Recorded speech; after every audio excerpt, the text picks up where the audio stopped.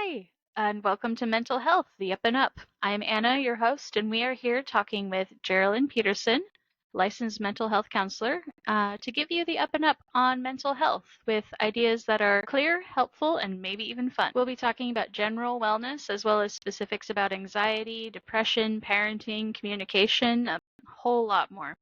I'll be asking questions, so the point of this show is that I'm learning right along with you, the audience. Geraldine, you want to introduce yourself?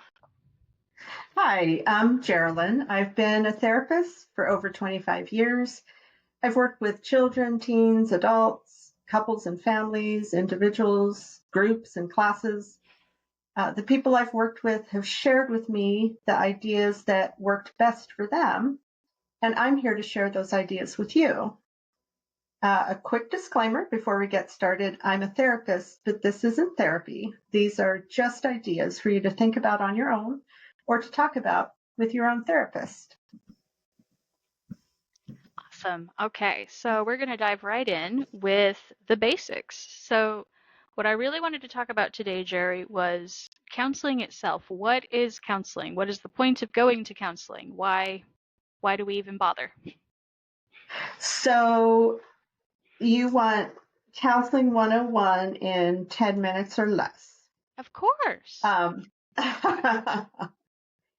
There is a basic concept that does take about 10 or so minutes to kind of explain reasonably that just about every therapist keeps in mind when they're doing therapy, regardless of what kind of therapist you go see or their style or your learning style or what you're working on.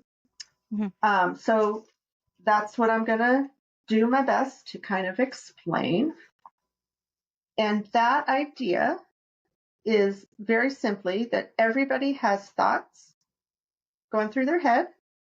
Everybody has feelings going through whatever feelings go through. And everybody has behavior.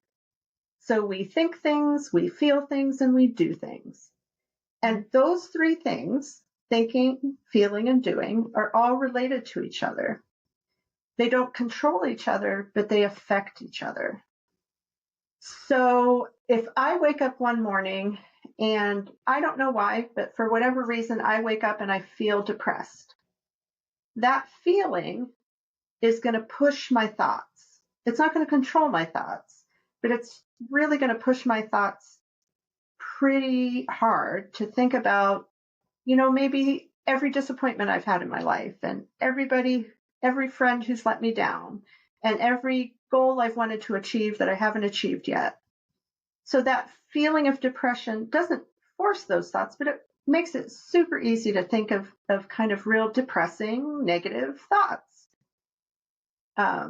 If I feel depressed and I'm pushed to feel all those negative thoughts, but I say, hold on, wait a minute. I'm going to try to think about 5 positive things in my life, or I'm going to try to remember, 3 times that friends have been there for me and haven't let me down, or I'm going to make a list of the goals that I've set and I have achieved.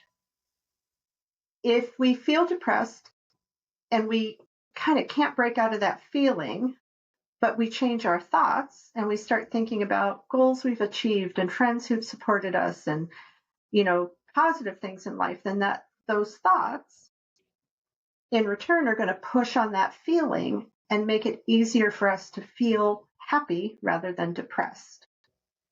So the feeling affects the thoughts and the thoughts affect the feeling. Is that making sense, Anna? That's making sense, yeah. Okay. So if another morning I wake up and I'm not feeling depressed, but I start to think about every goal I've had that I haven't accomplished and every friend who's let me down and, everything I want that I don't have. And I start thinking those things, pretty soon I'll probably be feeling depressed. So it can start with feelings and affect thoughts. It can start with thoughts and affect feelings. And it can be kind of shifted in either way. If we change our feelings, that's going to change our thoughts. If we change our thoughts, that's going to change our feelings. So it's kind of like a positive snowball effect. Once you change your thoughts, that makes it easier to change your feelings. As you change your feelings, that makes it easier to change your thoughts in a positive way. Okay. So that's just feelings and thoughts. And I promise you that may sound simple now, but it's going to get fairly complicated before we get done, but still easy to understand. We also have behaviors. So that morning I wake up feeling depressed. And I think all these depressing thoughts about disappointments and being let down. Those feelings and those thoughts are going to push on my behavior. Again, not control my behavior, but it's going to push my behavior to pull the covers over my head and hit the snooze bar 37 times. And maybe when I do get up, I eat, 6 donuts for breakfast. If I pull the covers over my head and eat a bunch of sugar and hit the snooze bar, I'm going to be feeling more depressed, and I'm going to be thinking, oh, I can't even get out of bed. So that behavior affects my thoughts and affects my feelings. So that morning when I wake up feeling depressed, if I say, okay, I'm going to write down 5 positive things, and it's just too hard, I can't do it. If I say, okay, that's not working for me, so instead of that, I'm going to get out of bed, I'm going to turn on a warm shower, I'm going to use some really pretty smelling soap or shampoo, and I'm going to turn on my favorite music. Those things, getting into a hot shower instead of eating, a dozen donuts, turning on your favorite music instead of pulling the covers over your head. Those behaviors are going to make it easier to improve our feelings, make it easier to not feel as depressed, and that behavior is going to make it easier for us to then think about, life isn't so bad. I haven't always been disappointed. I have achieved some of my goals.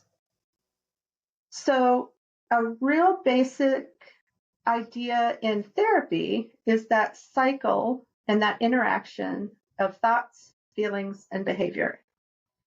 And some people come into counseling or therapy because of feelings they're having.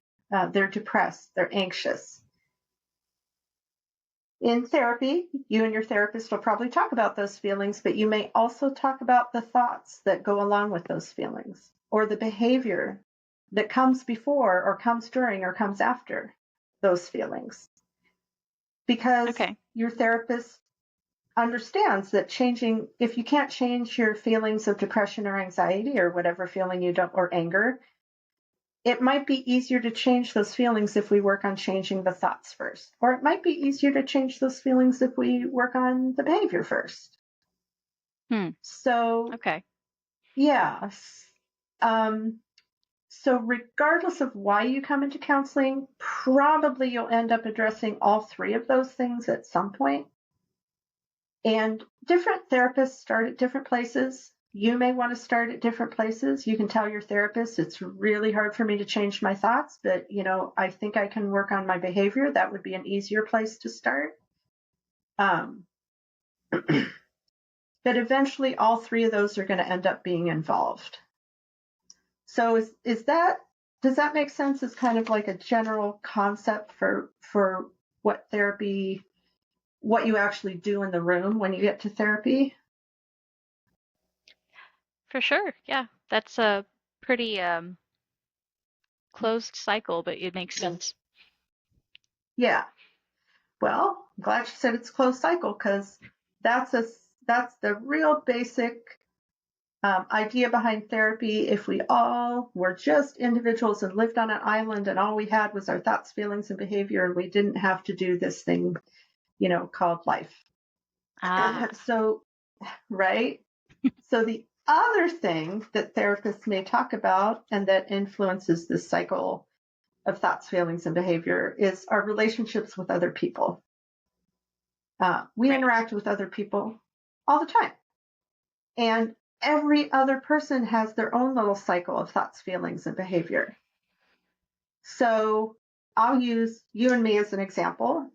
Anna, if you had a fight with your husband and then you and I started doing a podcast and that fight with your husband made you feel like agitated and frustrated, and then you and I get on the podcast and you say, Geraldine, let's get started, in like a kind of agitated voice, that's going to affect my thoughts, feelings, and behavior. I might think, oh my goodness, is she mad at me?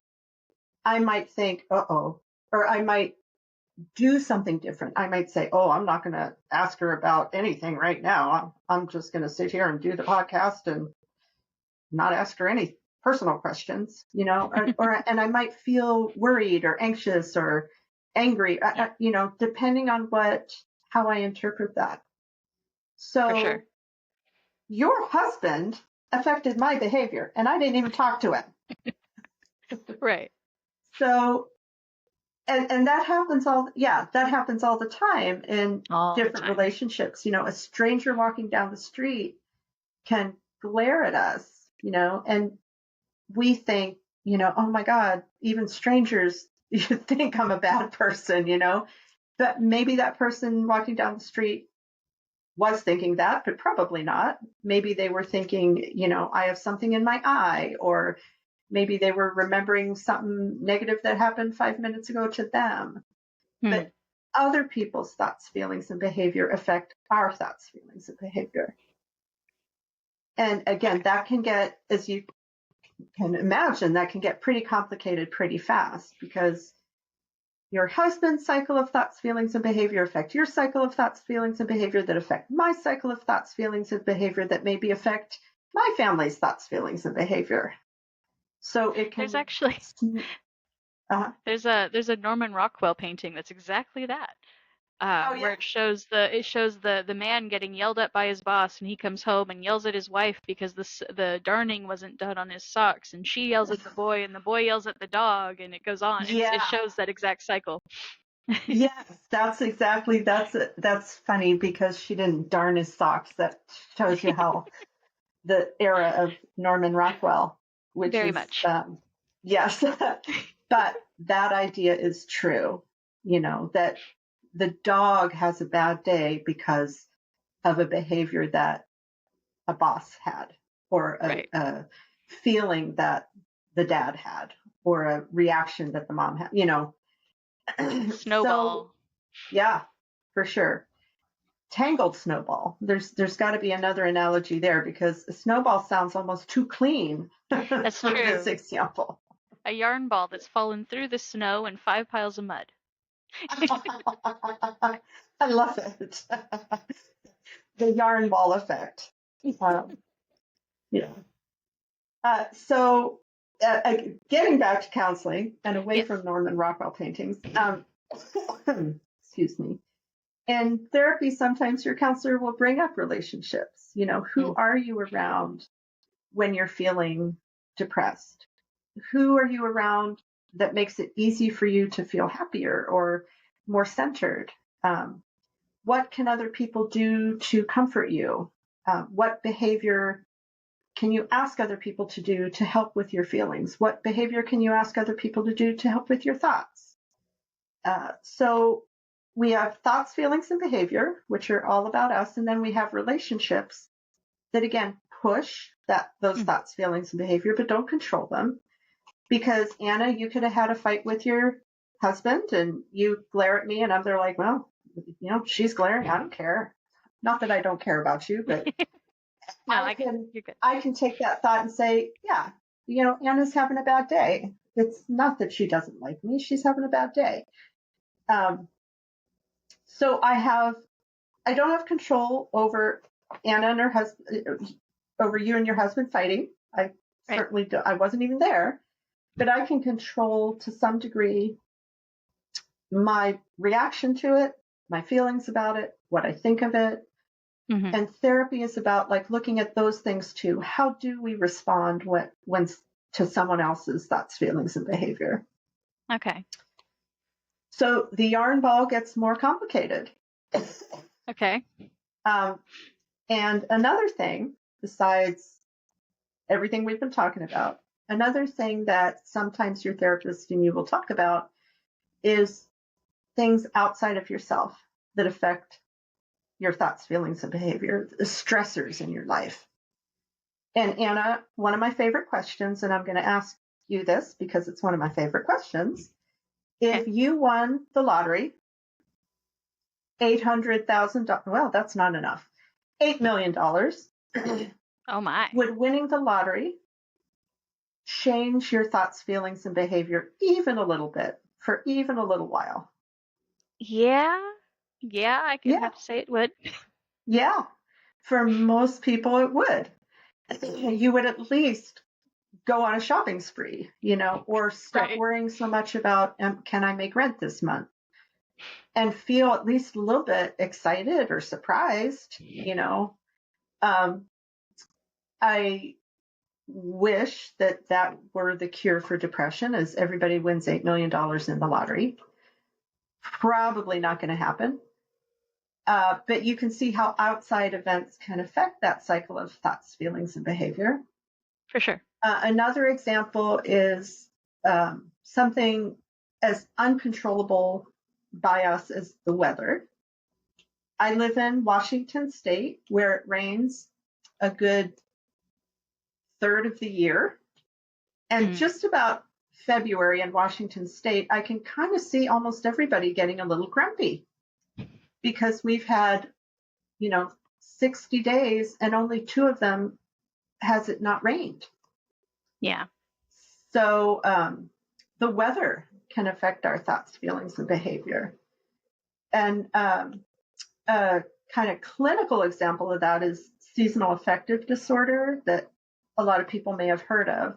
It's called SAD, appropriately so.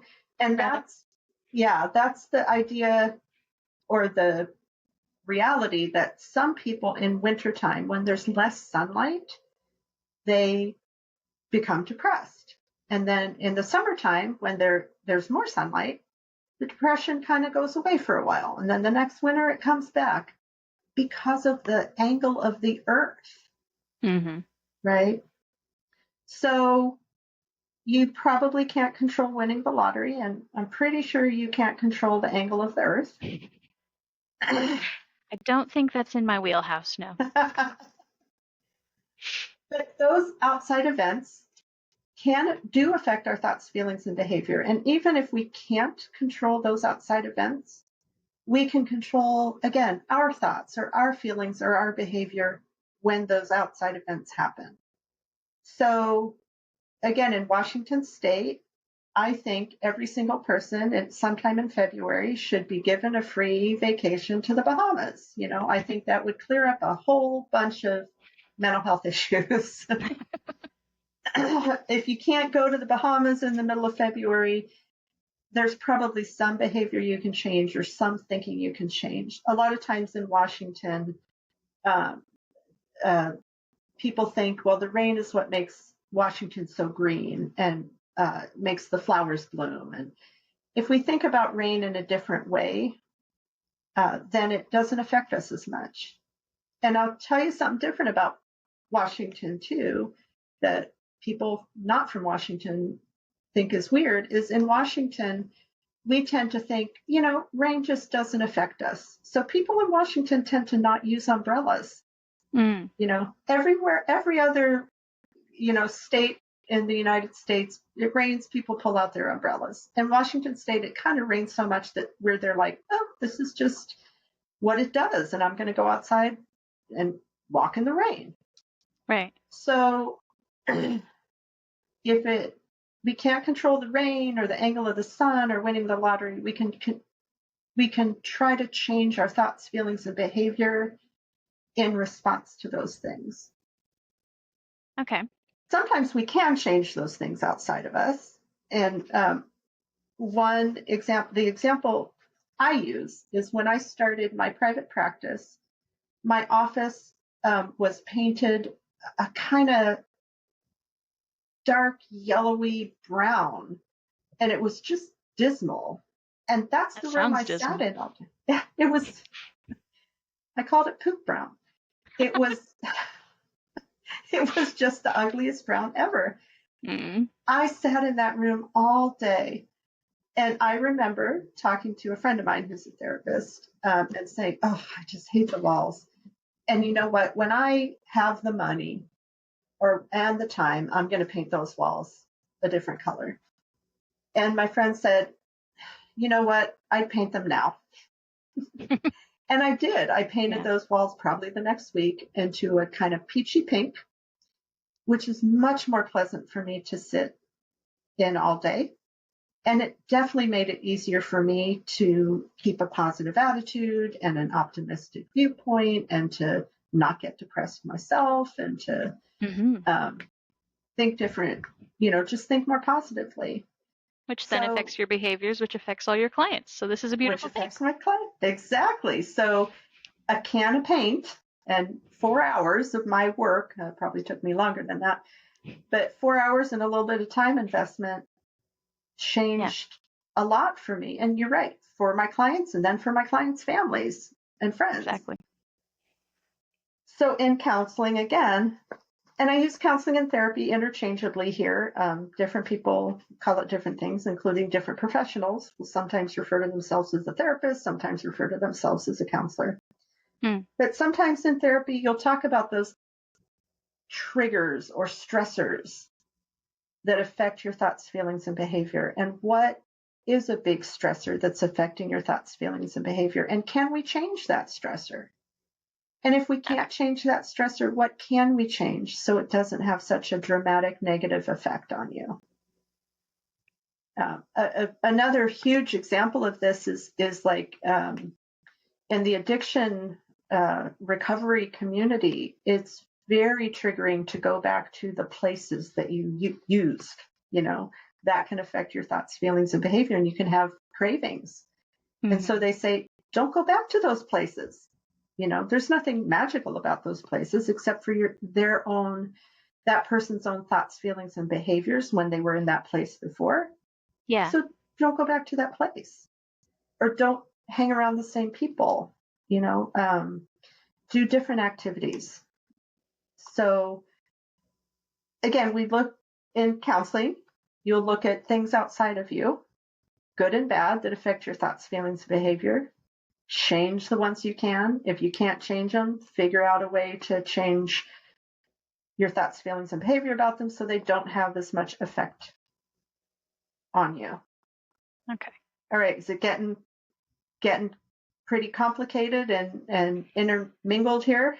Intertangled? It's definitely a messy yarn ball. So we started with the simple thoughts, feelings, and behavior.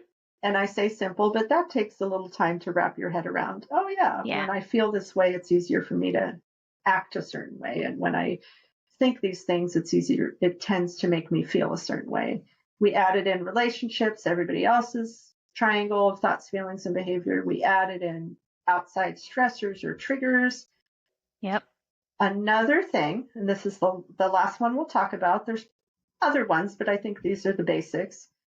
The other thing that affects that whole cycle is things inside of us. The weather is outside of us, but there's conditions inside of us that affect our thoughts, feelings, and behavior. And those are things that are different between you and me, Anna, even though we're sitting in the same room. Or even if we were sitting in the same room. So most of us are familiar with the term hangry, so hungry that you're angry. And hunger is a physical condition. That's something inside of you. So if you and I are sitting in a room and you're hungry and I'm not, I've just had a great meal and you're hungry, and my neighbor starts barbecuing outside and the scent of that barbecue is just floating into the room where we're sitting. I'm not going to be distracted. I'm not even going to pay attention. You're probably going to get really distracted, not be able to pay attention. You're going to feel cravings. You're going to think, oh, what should I have for lunch after I talk with Geraldine? Simply because you're hungry and I'm not. Right. So that's a real simple example of that. But that's also where in therapy or with prescribers, people talk about things like your serotonin level can affect your thoughts, feelings, and behavior, how much sleep you get, how your brain connects. Like people with ADHD, their brain just works a little differently.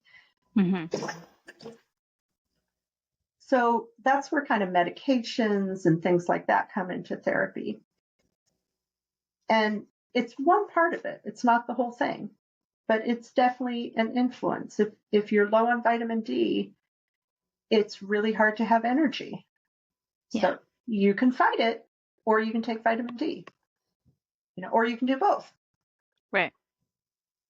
The other things that are different, that tend to be different in people, even though they're sitting in the same room, is our memories. And again, in therapy, a lot of people think of that as, bringing up the past, bringing up past trauma. Mm. But kind of like what I talked about when I talked about substance abuse recovery, those memories do affect our thoughts, feelings, and behavior. Yeah. So the example I use is that if I were bitten by a dog when I was a kid and it was horrible and I remember the pain and all that, and you've had dogs you've loved all your life, you just always had these wonderful dogs in your life that you played with and comforted you and were just a big part of your life.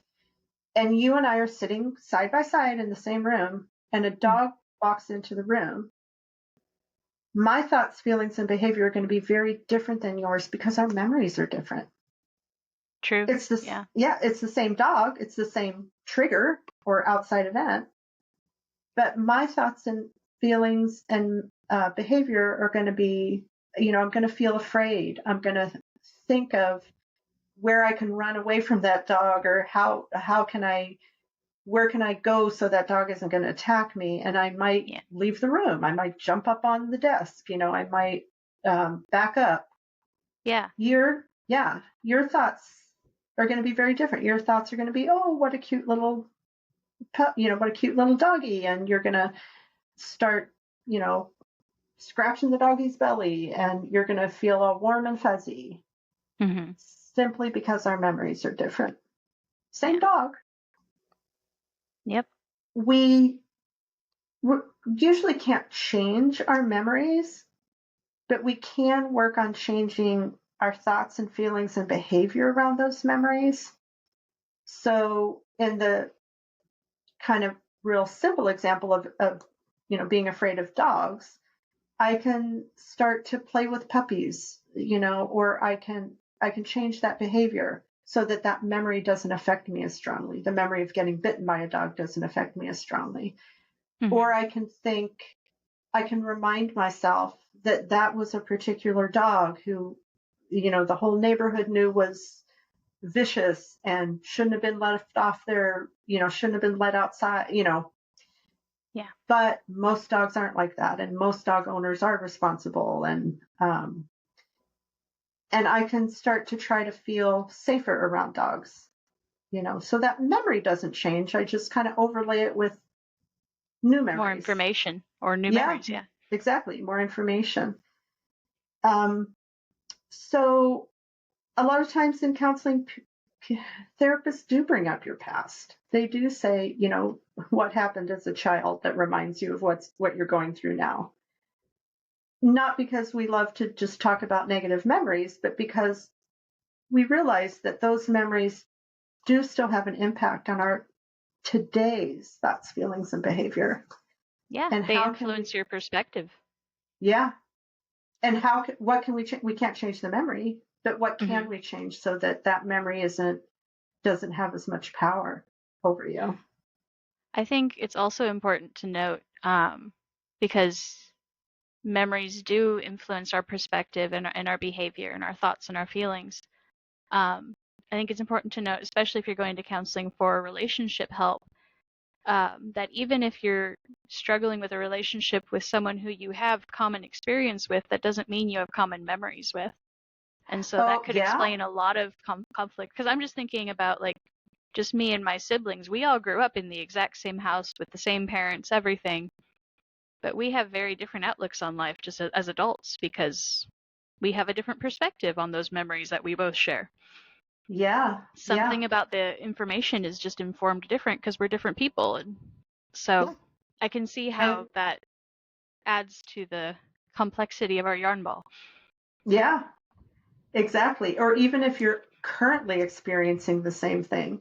There's a scene from a movie, I think it's Parenthood, where it shows two people riding on a roller coaster, sitting side by side in the same car. And one person is like terrified and looks nauseous and, just having a horrible time. And the other person is like smiling ear to ear and leaning forward. Yeah. And it's because of their perspective of what's going on. It's, again, the same outside thing. It's the same roller coaster. They're sitting side by side.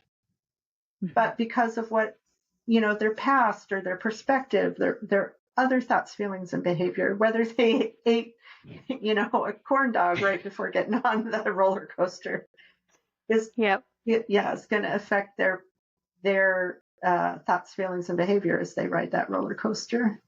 Mm-hmm. So the last thing before we wrap up that I'll talk about is our value system. That is also something very different, even though people might be sitting in the same room. So if I'm an avid hunter and you're a vegan, you won't even eat honey because it comes from animals. And you and I are walking through the woods and we see a deer, same outside event, very different thoughts, feelings, and behavior. I'm going to pull out my rifle, and I'm not an avid hunter, so I don't know if you hunt deer with rifle even. I'm going to pull out my gun. I'm going to say, yum, here's dinner. And I'm going to feel, super excited. And you're going to feel all warm and fuzzy and think, oh, Bambi, how cute, and maybe, tiptoe, try to get a little closer to the deer. Again, because our values are different. Mm-hmm.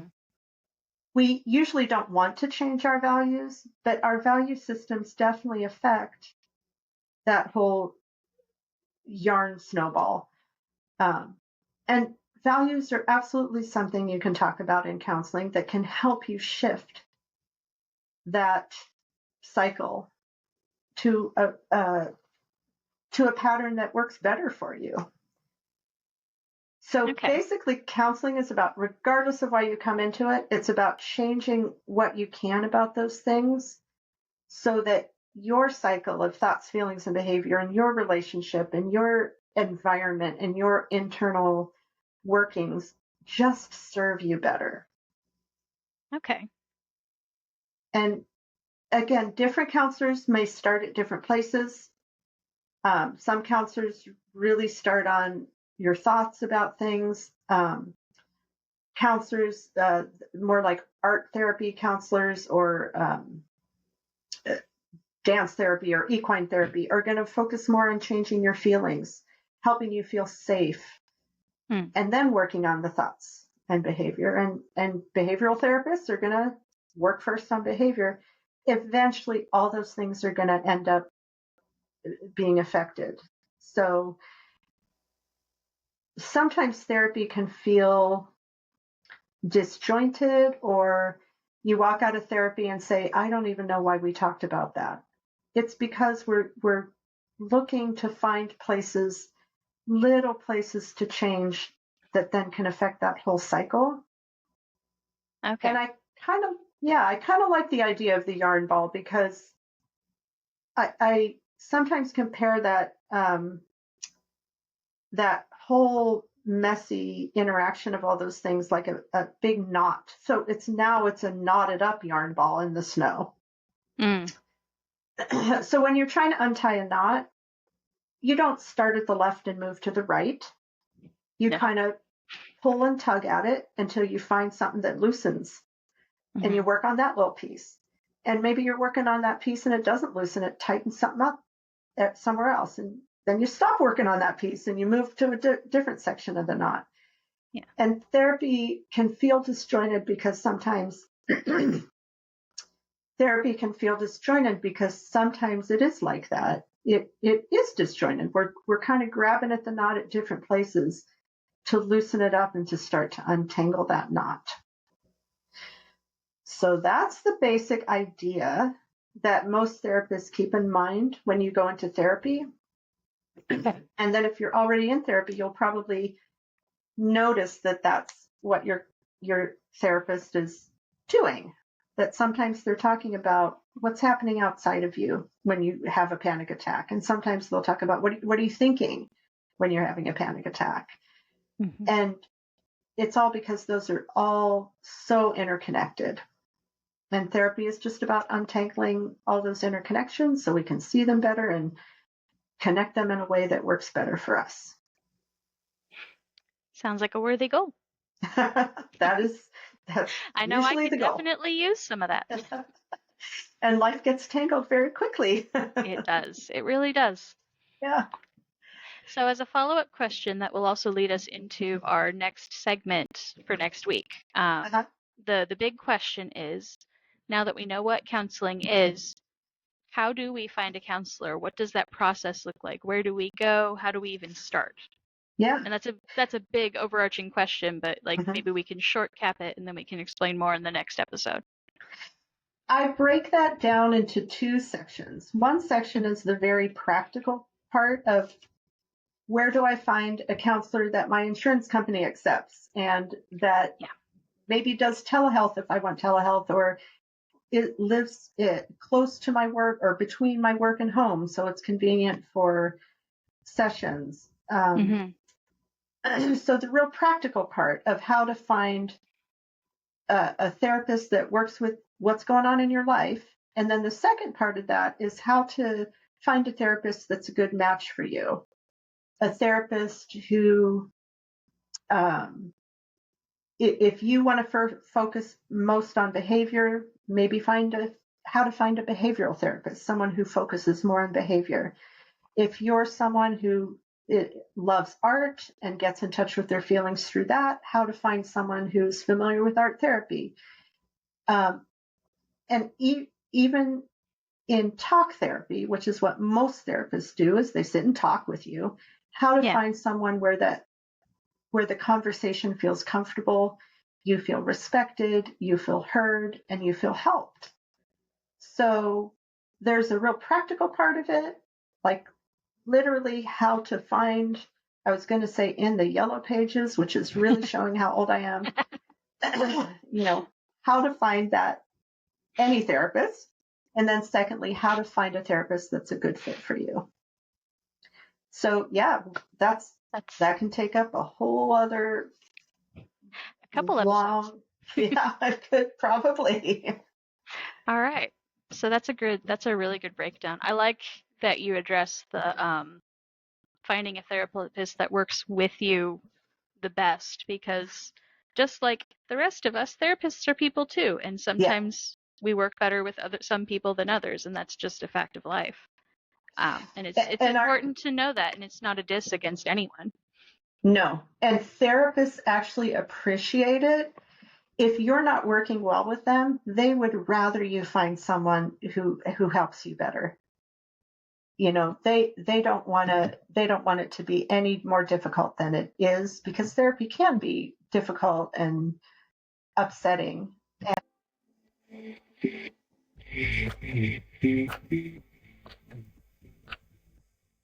For more information, visit our website, www.upandupwellness.com.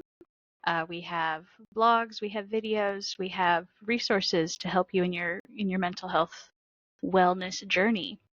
The link will be in the bio. Also, just a note that we want to make sure everyone knows, if you are in crisis, the National Mental Health Helpline is 988, and you can call it whether you are in a crisis big or small. So once again, the crisis line, if you are needing it, is 988. Thank you for joining us, and we'll see you next week.